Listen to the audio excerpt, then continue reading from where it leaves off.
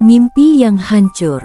Seorang wanita malam. Langit sore di sebuah desa kecil di Indonesia mulai berubah jingga ketika Santi berdiri di depan rumah kayu sederhana milik keluarganya. Angin berembus pelan, menggoyangkan daun pisang di samping rumah. Dari dapur, aroma nasi hangat bercampur sayur bening tercium lembut. Santi menatap jalan tanah di depan rumahnya dengan mata yang menyimpan mimpi besar. Usianya baru 24 tahun. Di usianya itu, Santi dikenal sebagai gadis yang rajin, lembut, dan penyayang. Sejak ayahnya meninggal 5 tahun lalu, ia menjadi tulang punggung keluarga bersama ibunya. Ibunya, Bu Rina, hanya seorang penjual gorengan di pasar. Adiknya, Dika, masih duduk di bangku sekolah menengah. Hidup mereka sederhana, bahkan sering kekurangan. Namun Santi punya satu keyakinan. Suatu hari, hidup mereka akan berubah. Santi, suara ibunya membuyarkan lamunan. Santi menoleh. Iya, Bu. Ibunya berjalan mendekat sambil membawa piring. Kamu benar-benar mau merantau ke kota? Santi tersenyum tipis. Iya, Bu. Santi mau cari kerja yang gajinya lebih besar. Bu Rina menatap anaknya dengan mata berkaca-kaca. Ibu takut. Santi menggenggam tangan ibunya. Jangan takut. Santi pasti jaga diri. Tapi kota besar keras. Santi mengangguk pelan. Aku tahu. Tapi kita juga nggak bisa begini terus. Matanya menatap rumah mereka. Atap bocor. Dinding mulai rapuh. Tagihan sekolah Dika menumpuk. Ia tahu kalau ia tetap di desa, keluarganya akan terus hidup dalam kesulitan. Malam itu, Santi memutuskan sesuatu. Ia akan pergi ke kota, mengejar masa depan. 2 minggu kemudian, Santi tiba di kota. Gedung tinggi menjulang, kendaraan memenuhi jalan, suara klakson bersahutan. Santi menatap semuanya dengan kagum sekaligus gugup. Kota ini terasa asing, namun ia datang tidak sendirian. Ada satu orang yang membuatnya yakin. Namanya Bimo, pacarnya. Bimo adalah pria yang dikenalnya setahun lalu saat pulang kampung ke desa sebelah. Ia perhatian, manis, dan pandai meyakinkan.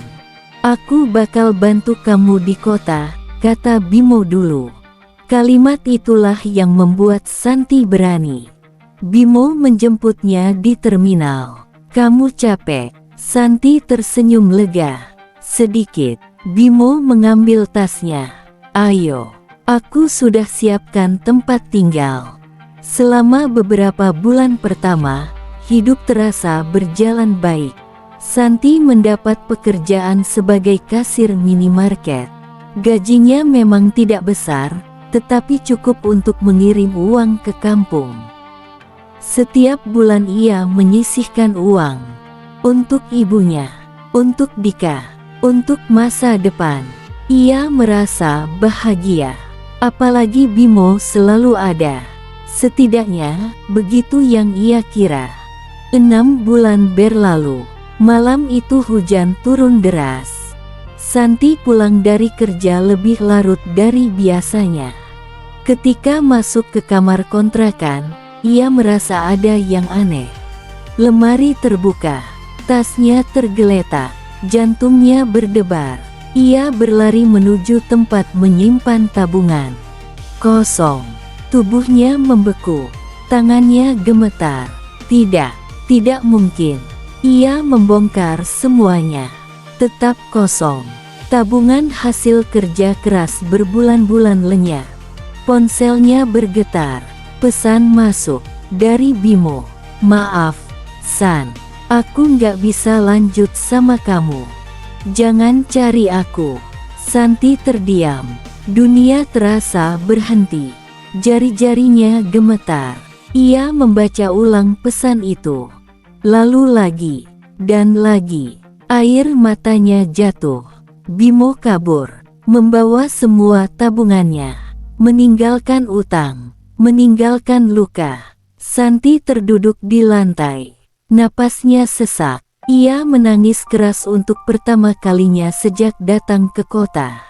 Semua mimpi yang ia bangun runtuh dalam semalam. Hari-hari berikutnya menjadi mimpi buruk. Pemilik kontrakan menagih sewa.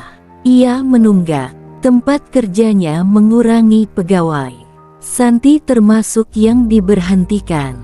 Dalam waktu singkat, ia kehilangan segalanya. Pekerjaan, tabungan, kepercayaan, harapan. Ia mencoba melamar ke sana-sini. Tidak ada hasil. Uang makin menipis. Ibunya menelepon. "Santi, ibu minta maaf." "Kenapa, Bu?" "Dika sakit. Kata dokter harus diperiksa lebih lanjut. Jantung Santi seakan diremas. Biaya. Semua butuh biaya." Setelah menutup telepon, Santi menangis tanpa suara. Ia benar-benar berada di ujung. Tak ada keluarga di kota. Tak ada teman. Tak ada siapa-siapa. Saat itulah seseorang datang menawarkan bantuan. Seorang perempuan bernama Mira. Usianya sekitar 30. Penampilannya glamor. Wangi parfumnya tajam. "Kalau kamu butuh uang cepat," katanya, "aku punya pekerjaan."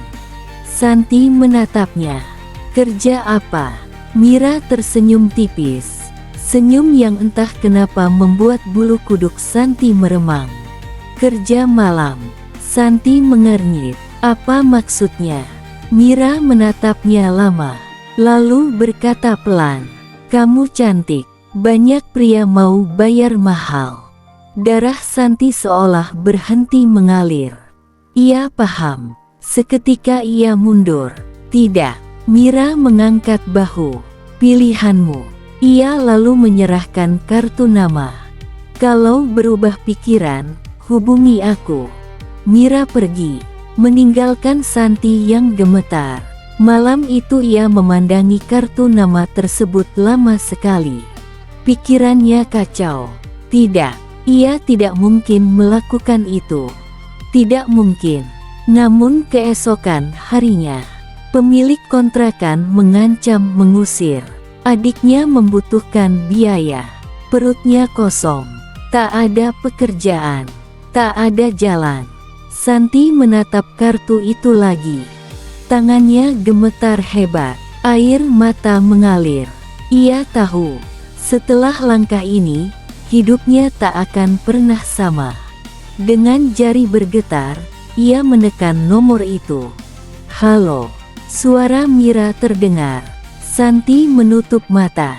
Lalu kalimat itu keluar. Kalimat yang menghancurkan seluruh harga dirinya. "Aku terima." Air mata jatuh. Malam pertama menuju kegelapan pun dimulai. Dan Santi belum tahu, di masa depan, seorang pria bernama Raffi akan menjadi cahaya yang membawanya kembali. Malam pertama Santi bekerja terasa seperti mimpi buruk yang tak pernah ia bayangkan. Lampu-lampu neon berwarna merah dan ungu memenuhi ruangan klub malam tempat Mira membawanya. Musik berdentum keras hingga dadanya ikut bergetar. Aroma parfum mahal bercampur asap rokok membuat kepalanya pening. Santi duduk kaku di sofa sudut. Tangannya dingin. Jantungnya berdegup tak beraturan. Mira duduk di sampingnya sambil merapikan rambut Santi yang panjang. "Dengar," ucap Mira datar. "Kalau mau bertahan, jangan terlalu banyak pakai hati." Santi menelan ludah. "Aku takut." Mira tertawa kecil, namun tawanya terdengar hambar. "Semua orang takut di malam pertama." Mira menatap lurus ke depan.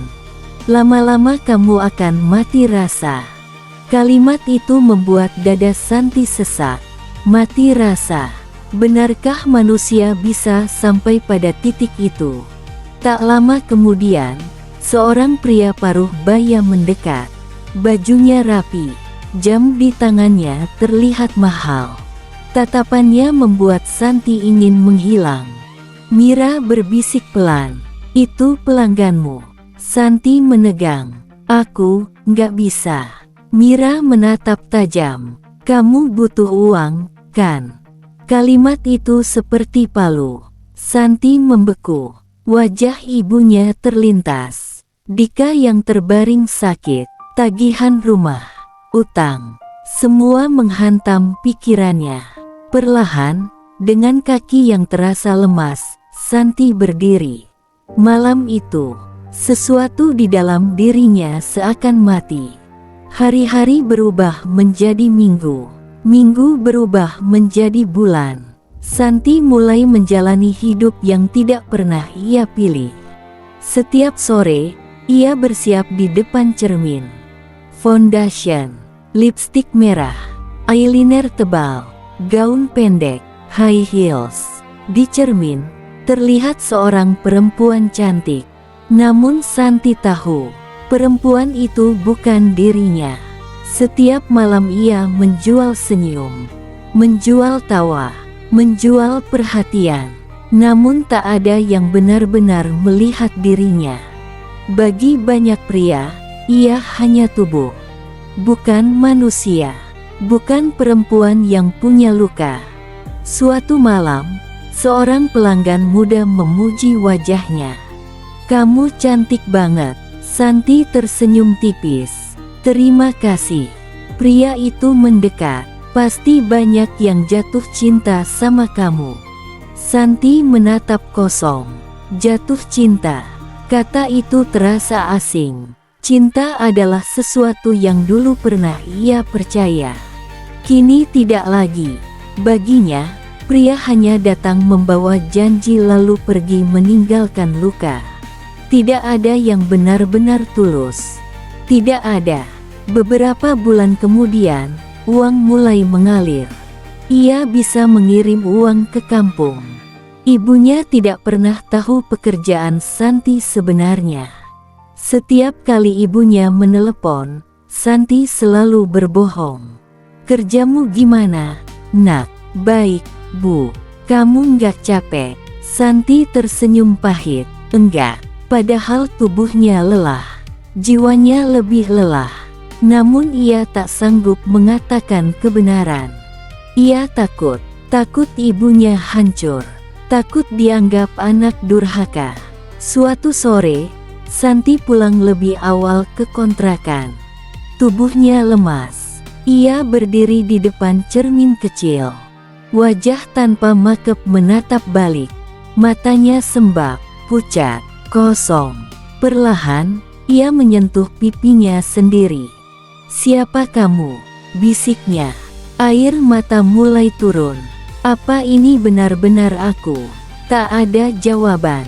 Ruangan sempit itu sunyi. Santi terduduk di lantai. Tangisnya pecah. Ia menangis seperti anak kecil. Bahu bergetar, napas tersengal. Semakin hari, ia merasa kehilangan dirinya sendiri. Bukan hanya harga diri, tapi juga harapan. Mira pernah berkata bahwa suatu saat ia akan mati rasa. Ternyata Mira benar. Santi mulai terbiasa. Bukan karena ia kuat, melainkan karena hatinya perlahan membeku. Ia berhenti berharap, berhenti bermimpi, berhenti membayangkan masa depan. Baginya, hidup hanya satu rutinitas panjang yang melelahkan. Bangun, tidur, bekerja, pulang, menangis, lalu mengulang semuanya lagi. Suatu malam, setelah selesai bekerja, Santi duduk sendirian di luar hotel. Hujan turun rintik-rintik, udara dingin menusuk kulit. Ia menatap langit, gelap, sama seperti hatinya. Ia membuka ponsel. Foto lama keluarganya muncul. Ada dirinya, ibunya, Dika. Mereka tersenyum bahagia. Foto itu diambil sebelum ayahnya meninggal. Sebelum semua berubah, air mata menetes lagi. Ayah, suaranya bergetar. Kalau ayah masih ada, ia tak sanggup melanjutkan. Rasa rindu menghantam begitu keras. Ia menutup wajahnya dengan kedua tangan. Tubuhnya gemetar. Untuk pertama kalinya setelah lama, Santi memikirkan sesuatu yang menakutkan. Bagaimana jika hidupnya memang tak akan pernah membaik? Bagaimana jika ia akan selamanya hidup dalam kegelapan ini? Pikiran itu menakutkan, namun terasa nyata. Malam semakin larut, jam menunjukkan hampir pukul 1 dini hari. Hujan tiba-tiba turun lebih deras. Jalanan mulai basah. Santi berdiri pelan. Ia harus pulang. Tubuhnya terlalu lelah untuk berjalan jauh. Tangannya meraih ponsel. Baterai tinggal sedikit. Ia membuka aplikasi transportasi online. Jarumnya bergerak pelan di layar. Pesanan dibuat. Santi menunggu. Ia memeluk tubuhnya sendiri. Angin malam terasa dingin. Sangat dingin. Entah kenapa, malam itu terasa berbeda. Seolah hidup sedang bersiap mempertemukannya dengan sesuatu atau seseorang. Ponselnya berbunyi. Driver ditemukan. Santi melihat layar. Nama pengemudi muncul. Raffi. Motor mendekat dari kejauhan, menembus tirai hujan. Lampunya menyala terang.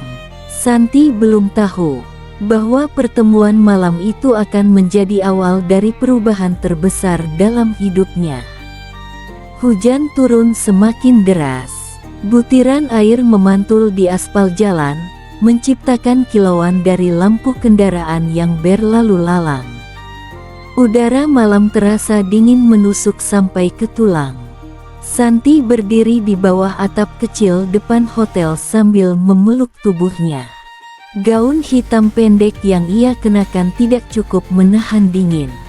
Tangannya sedikit gemetar, bukan hanya karena udara malam, tapi karena lelah. Sangat lelah. Tubuhnya terasa berat, seakan seluruh tenaga telah terkuras habis. Beberapa menit kemudian, sebuah motor berhenti tepat di depannya. Pengendaranya mengenakan jaket hijau dan helm hitam yang sedikit basah oleh hujan. Pria itu mematikan mesin motornya, lalu melepas helm. Wajahnya sederhana, tidak terlalu tampan.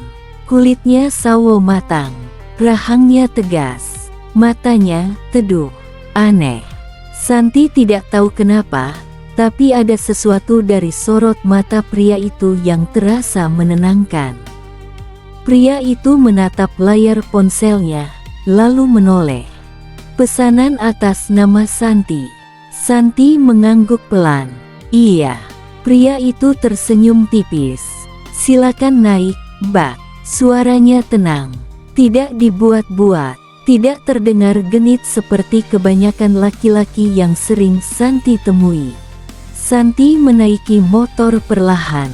Pria itu memberikan helm cadangan. Pakai dulu. Santi menerima helm tersebut. Terima kasih. Nama saya Raffi. Santi sedikit terdiam. Ia tidak terbiasa driver memperkenalkan diri. Petik 2 titik. Santi. Raffi menyalakan motor. Pegang yang kuat. Jalannya licin. Motor mulai bergerak menembus hujan malam. Sepanjang perjalanan, Santi memilih diam. Ia sudah terbiasa membangun dinding. Tidak berbicara. Tidak membuka diri. Tidak memberi ruang bagi siapapun. Baginya, semakin sedikit orang tahu tentang dirinya, semakin baik. Namun Raffi berbeda. Ia juga tidak banyak bicara. Tidak berusaha mengajak ngobrol berlebihan. tidak mencoba mencari perhatian. Ia hanya fokus mengemudi. Hal itu justru membuat Santi merasa nyaman. Aneh, sudah lama ia tidak merasa nyaman berada dekat seorang laki-laki. Biasanya, setiap tatapan pria membuatnya waspada, karena ia tahu apa yang mereka inginkan. Namun Raffi berbeda. Tatapannya bersih. Hujan semakin deras. Jalanan mulai dipenuhi genangan. Saat motor melewati tikungan, ban depan sedikit tergelincir. Tubuh Santi refleks terdorong ke samping.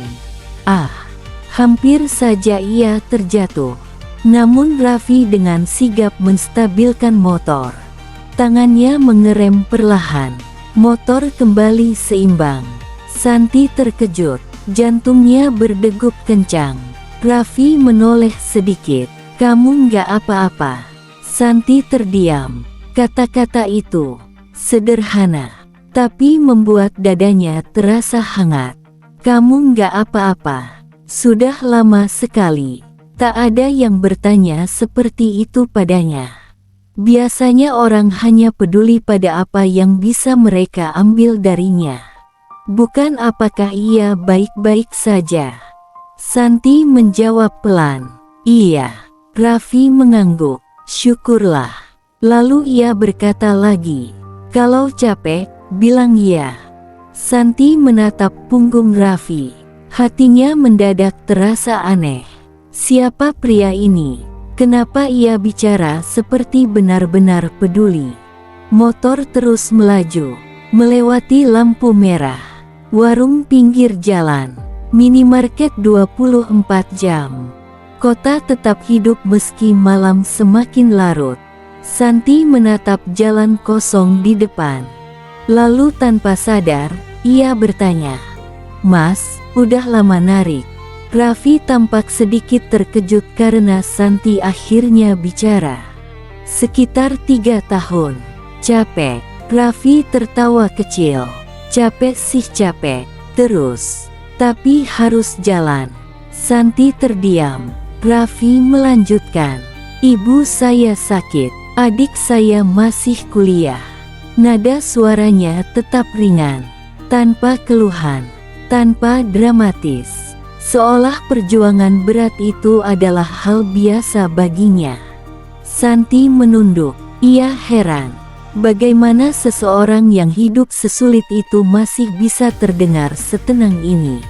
Kalau dirinya yang berada di posisi Raffi, mungkin ia sudah menyerah. Beberapa menit kemudian, motor berhenti di depan kontrakan Santi. Sudah sampai. Santi turun perlahan. Ia melepas helm. Rambutnya sedikit berantakan. Raffi menerima helm kembali. "Terima kasih." Santi membuka dompet kecilnya. Ia mengeluarkan uang tunai. Namun Raffi menggeleng. "Bayarnya lewat aplikasi aja, Mbak." Santi mengangguk. Lalu terjadi keheningan canggung. Santi tidak tahu kenapa. Ia belum ingin percakapan itu berakhir. Raffi memecah keheningan. "Sudah malam." Santi menatapnya.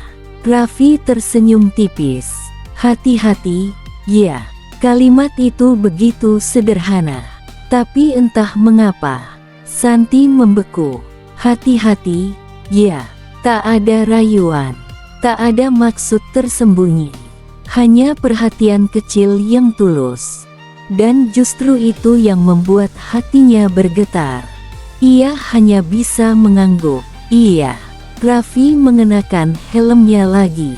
"Selamat istirahat." Motor itu perlahan menjauh. Lampu belakangnya makin kecil, lalu menghilang di tikungan. Santi masih berdiri, tidak bergerak, matanya kosong menatap jalan. Ada sesuatu yang tertinggal dalam hatinya. Sesuatu yang tidak bisa ia jelaskan.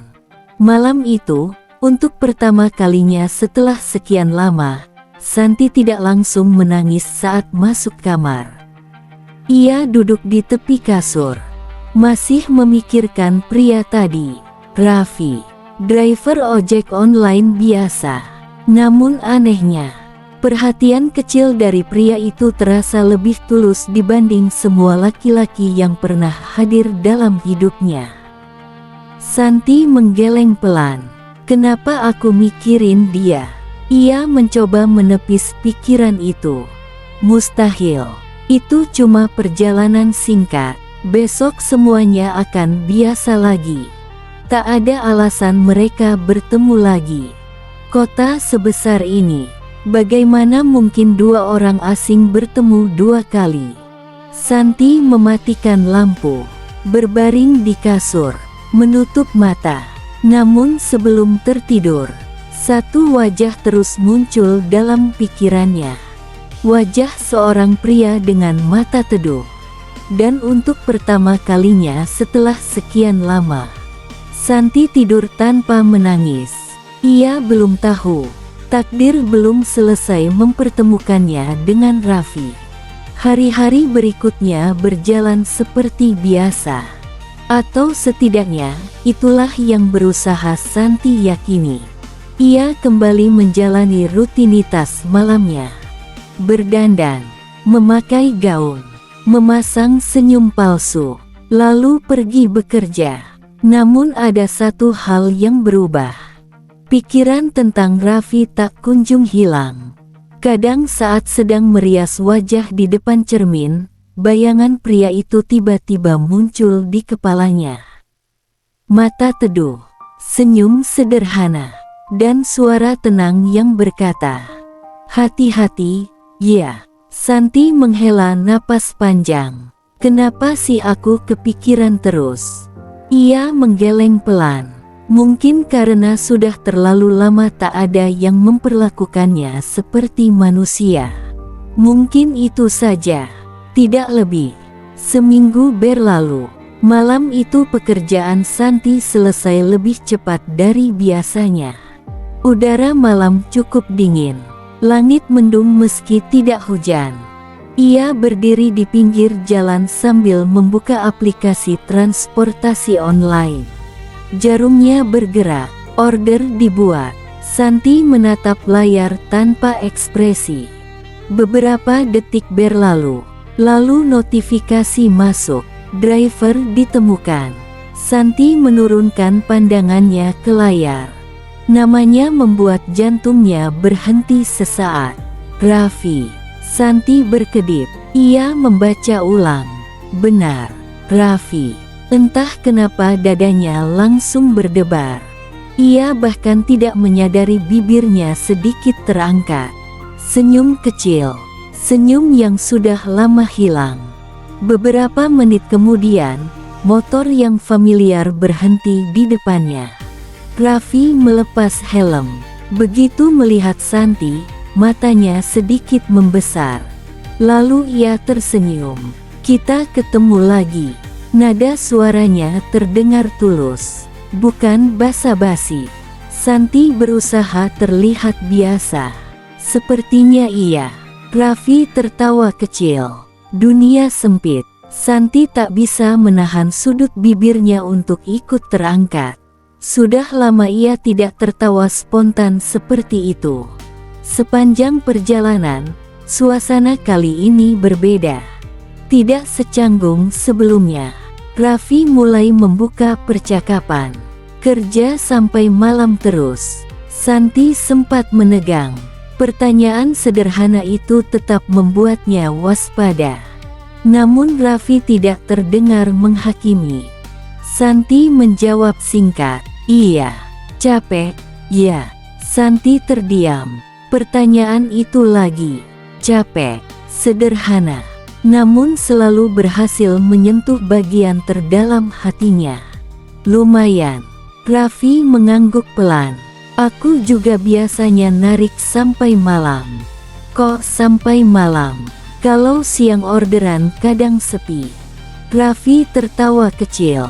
"Malam lebih ramai." Santi menatap punggungnya. "Mas gak pernah istirahat." Raffi berpikir sejenak. Kalau banyak kebutuhan, istirahat jadi mewah. Kalimat itu membuat Santi terdiam. Ia merasakan sesuatu yang aneh.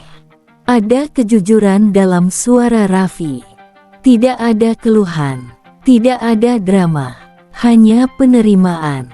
Setelah beberapa menit, Raffi kembali bicara.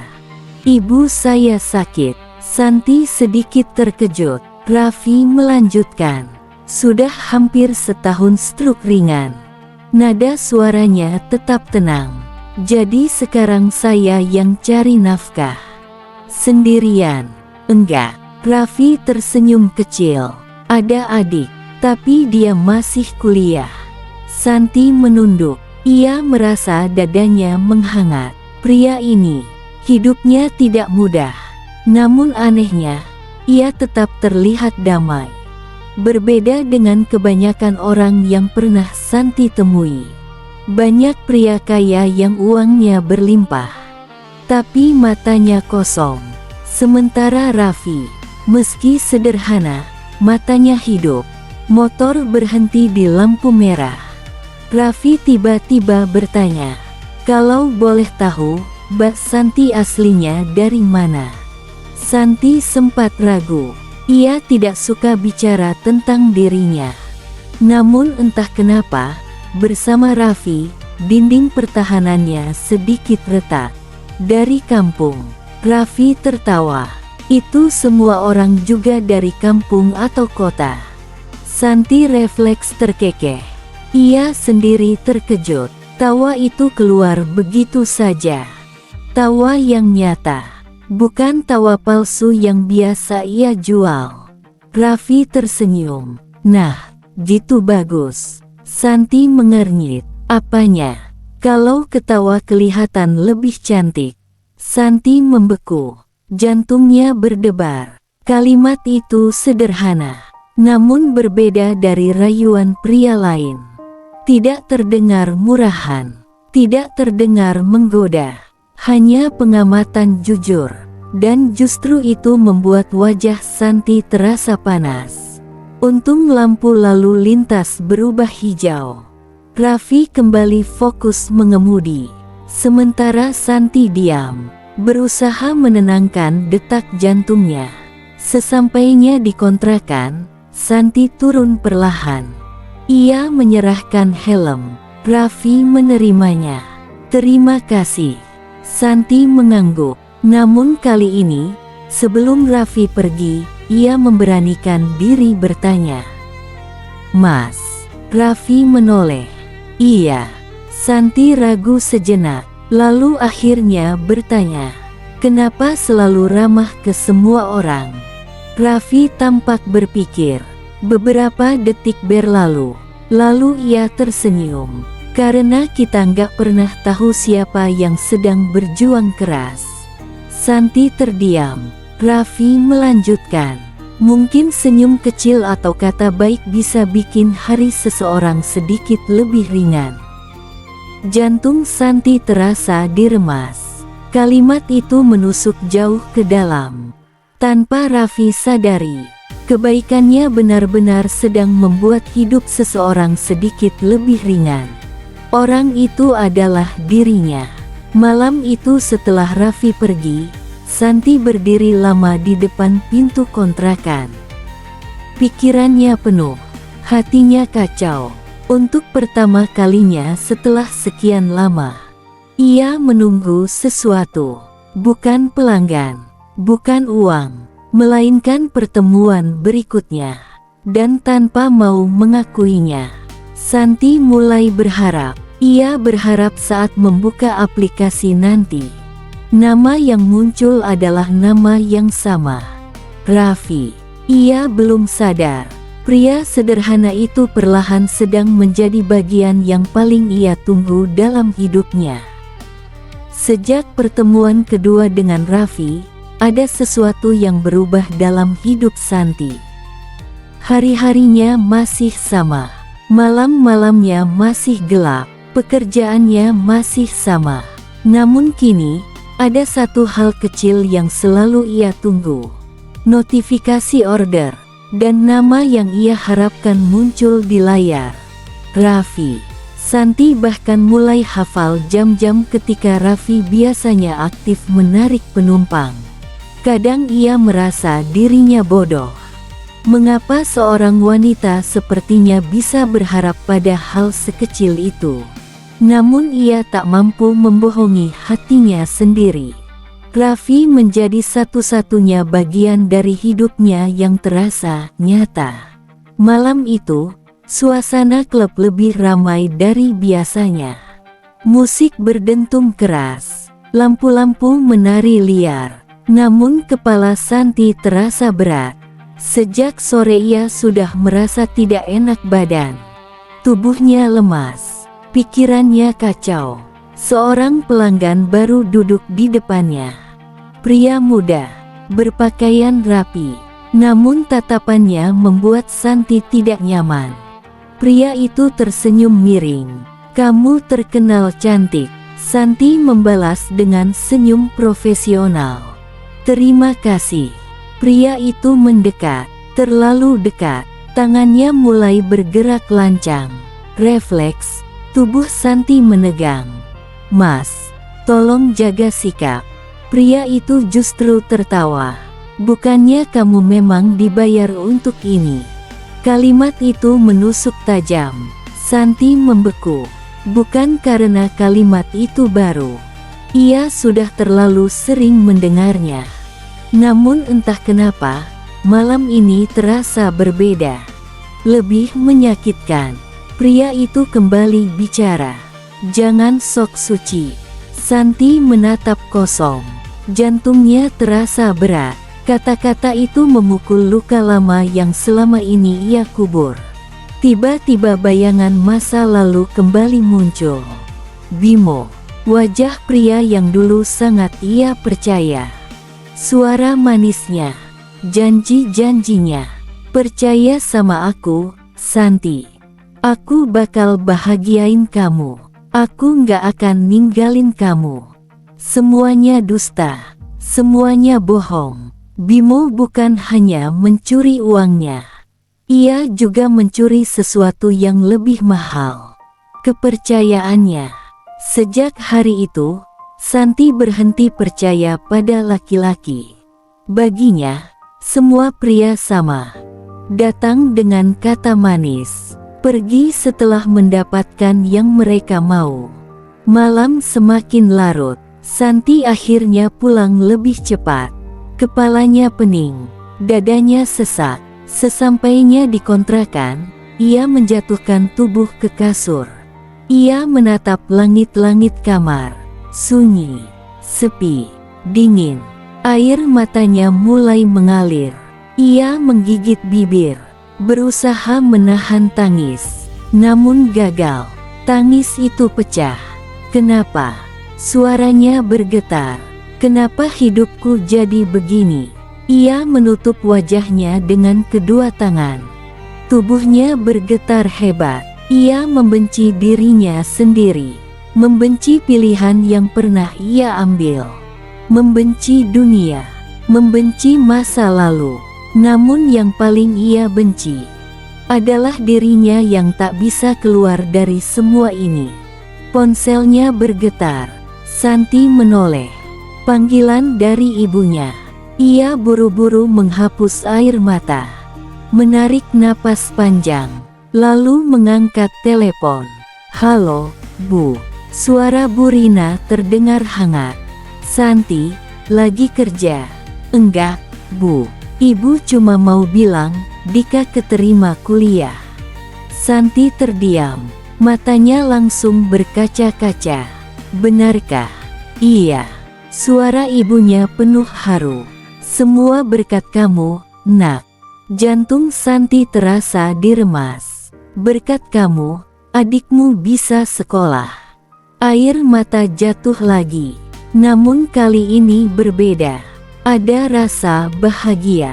Ada juga rasa sakit. Karena ia tahu, keluarganya bangga pada dirinya. Padahal mereka tidak tahu kebenaran. Bu Rina melanjutkan. "Ibu selalu bangga punya anak seperti kamu." Kalimat itu menghancurkan pertahanan terakhir Santi. Air matanya jatuh semakin deras. Ia menggigit bibir agar tangisnya tak terdengar. "San." "Iya, Bu. Kamu nangis." Santi cepat-cepat menggeleng, meski ibunya tak bisa melihat. "Enggak kok, kamu jangan terlalu capek kerja." Suara ibunya lembut, "Jaga diri ya." Setelah telepon ditutup, Santi menangis sejadi-jadinya. Bahu kecilnya bergetar. Ia merasa kotor, sangat kotor. "Maaf, Bu." Suaranya pecah. "Maaf." Hari berikutnya, Santi kembali bekerja. Namun pikirannya masih kacau. Saat tengah malam tiba, ia memutuskan pulang. Tangannya membuka aplikasi. Order dibuat. Beberapa detik kemudian, driver ditemukan. Santi menatap layar. Jantungnya berdebar. Raffi.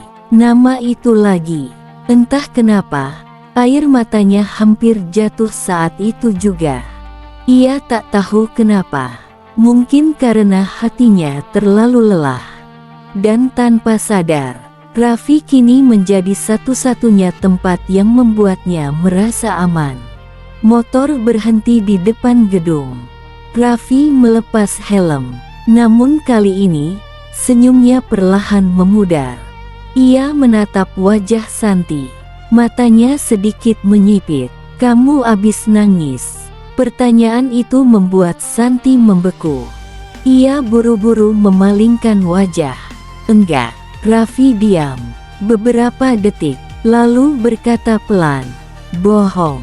Santi terkejut, dadanya berdebar.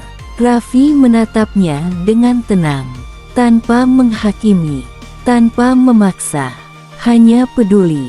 "Kamu nggak harus cerita kalau nggak mau." Suara Raffi rendah. "Tapi, kamu kelihatan lagi nahan sesuatu sendirian."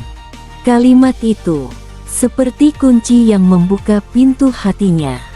Selama ini Santi selalu menahan semuanya sendirian. Tak ada yang pernah benar-benar melihat luka di balik senyumnya. Namun pria ini melihatnya, benar-benar melihatnya. Mata Santi mulai berkaca-kaca. Ia menunduk, suaranya bergetar. "Mas." "Iya." Santi menggigit bibir. Lalu kalimat yang selama ini terkunci akhirnya keluar. Kalimat yang penuh luka. Kalimat yang lahir dari rasa hancur bertahun-tahun. "Semua laki-laki itu sama." Raffi terdiam. Santi melanjutkan, suaranya pecah. "Mereka datang waktu butuh, lalu pergi setelah selesai." Air mata jatuh. Ia tak sanggup menahannya lagi. Semua cuma mau mengambil. Tangisnya pecah. Raffi tidak menyela, tidak memotong. Ia hanya mendengar. Dan untuk pertama kalinya, Santi menceritakan sebagian luka masa lalunya.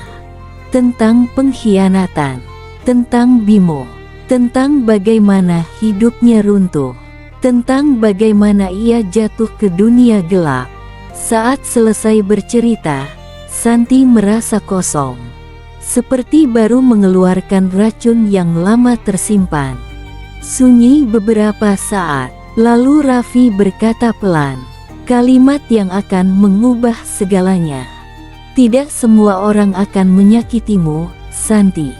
Santi terdiam. Raffi menatapnya. Sorot matanya hangat. "Terkadang, hidup cuma mempertemukan kita dengan orang yang salah." Ia berhenti sebentar, supaya saat orang yang tepat datang, kita tahu bedanya. Jantung Santi terasa berhenti. Kalimat itu menembus jauh ke dalam hatinya. Untuk pertama kalinya setelah bertahun-tahun, ada retakan besar pada dinding yang ia bangun. Dan tanpa ia sadari, Raffi perlahan mulai masuk ke sana. Sejak malam ketika Santi menceritakan luka masa lalunya kepada Raffi, hidupnya terasa berbeda. Tidak ada yang berubah secara kasat mata. Ia masih bangun di kamar kontrakan sempit yang sama. Ia masih berdiri di depan cermin yang sama. Ia masih memakai riasan tebal, gaun yang memperlihatkan tubuhnya, dan senyum palsu yang selama ini menjadi tameng. Namun ada sesuatu di dalam dirinya yang mulai bergeser. Sesuatu yang lama mati, perlahan hidup kembali. Harapan. Beberapa hari setelah itu, Santi lebih sering melamun.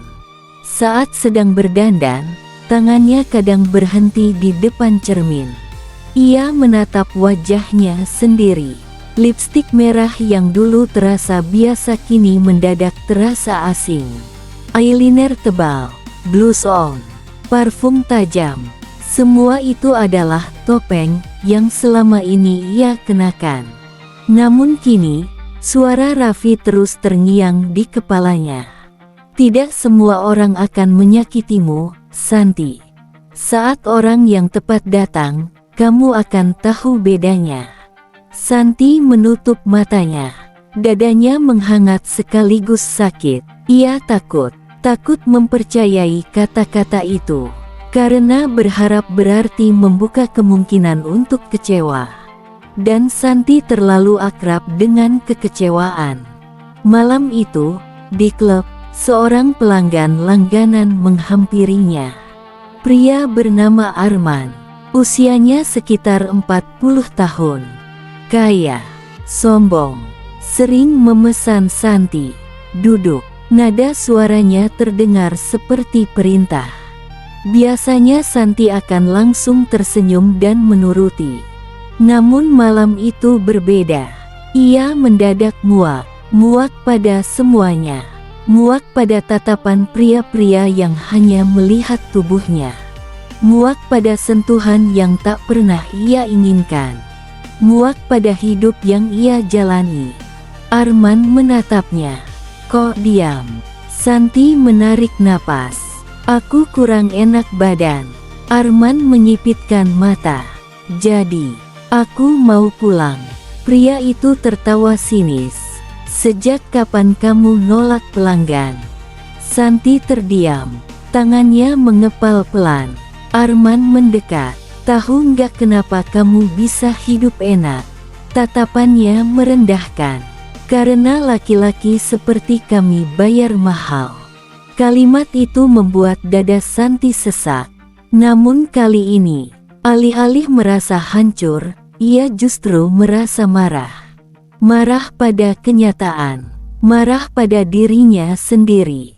Ia perlahan berdiri. Aku pulang. Arman menatap tak percaya. Apa? Santi menatap lurus. Tatapannya lebih tegas dari biasanya. Aku bilang, aku pulang. Malam itu, untuk pertama kalinya sejak bertahun-tahun, Santi menolak pelanggan. Saat keluar dari klub, kakinya gemetar. Bukan karena takut, melainkan karena ia sadar. Baru saja ia melakukan sesuatu yang dulu tak pernah berani ia lakukan. Ia melawan, walau kecil, walau sederhana. Namun itu adalah langkah pertama. Santi berjalan sendirian menuju minimarket kecil di pinggir jalan. Udara malam cukup dingin. Ia membeli air mineral. Saat keluar, langkahnya mendadak terhenti. Di seberang jalan, ia melihat seseorang yang sangat dikenalnya. Raffi. Ia sedang duduk di atas motor sambil meminum kopi sachet dari gelas plastik. Jaket hijaunya sedikit kusut, helm tergantung di stang. Wajahnya tampak lelah. Namun ketika melihat Santi, matanya langsung berbinar. Santi terkejut. Mas Raffi. Raffi tersenyum. Loh, kok di sini? Santi gugup. Cuma beli minum. Raffi mengangkat gelas kopinya. Aku juga lagi istirahat sebentar. Ada jeda canggung. Lalu Raffi berkata, mau duduk? Santi sempat ragu. Namun entah kenapa, ia mengangguk. Mereka duduk di bangku kecil depan minimarket. Suasananya sederhana. Lampu toko, suara kendaraan sesekali lewat, aroma kopi dan malam. Aneh. Santi justru merasa lebih nyaman di tempat sederhana ini daripada di klub mewah manapun. Raffi memecah keheningan. Belum pulang. Santi menggeleng. Belum. Raffi menatap wajahnya. Kamu kelihatan capek. Santi tertawa kecil. Mas selalu bilang aku capek. Raffi ikut tersenyum. Soalnya memang kelihatan. Santi menunduk. Beberapa detik ia diam. Lalu tanpa sadar ia berkata, Mas Raffi. Iya. Santi menatap gelas air di tangannya. Kalau seseorang pernah melakukan banyak hal buruk, suaranya pelan. Apa dia masih bisa berubah? Raffi tidak langsung menjawab. Ia berpikir, lalu menatap langit malam. Menurutku, ia menoleh ke Santi. Selama seseorang masih menyesal dan mau berubah, belum terlambat. Jantung Santi berdetak kencang. Benarkah? Raffi mengangguk. Manusia itu bukan masa lalunya. Santi menatapnya. Raffi melanjutkan. Kita semua pernah salah. Termasuk Mas. Raffi tertawa kecil. Banyak. Seperti apa? Raffi tersenyum tipis. Aku juga pernah marah sama hidup. Matanya sedikit sendu. Dulu ayah meninggal karena kecelakaan. Santi terdiam. Raffi melanjutkan. Waktu itu aku sempat benci semuanya. Ia tertawa kecil, hambar. Benci Tuhan, benci keadaan. Santi tak berkedip. Lalu, Raffi menarik napas. Lalu aku sadar. Matanya hangat. Kalau aku terus hidup dalam kemarahan, yang hancur cuma diriku sendiri. Kalimat itu membuat Santi terdiam lama. Ia merasa seperti sedang bercermin. Selama ini, bukankah ia juga hidup dalam kebencian? Benci pada Bimo, benci pada laki-laki, benci pada nasib, benci pada dirinya sendiri. Dan kebencian itu perlahan memakannya hidup-hidup. Angin malam berembus pelan. Rambut Santi bergerak tertiup angin. Ia menunduk. Suaranya bergetar. Mas. Iya. Santi menggigit bibir. Kalimat itu akhirnya keluar. Kalimat yang selama ini hanya ada di hatinya. Aku capek. Raffi terdiam. Air mata mulai jatuh dari mata Santi.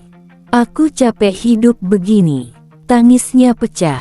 Aku capek pura-pura kuat. Bahu Santi bergetar. Aku capek jadi diriku sendiri. Untuk pertama kalinya, Santi menangis di depan seseorang. Tanpa topeng, tanpa pura-pura, tanpa berusaha terlihat tegar. Raffi tidak menyentuhnya, tidak memeluknya, tidak melakukan apa-apa yang bisa membuat Santi merasa tidak nyaman. Ia hanya duduk di sampingnya. Cerita pun bersambung. Lanjut di part 2 besok ya. Terima kasih.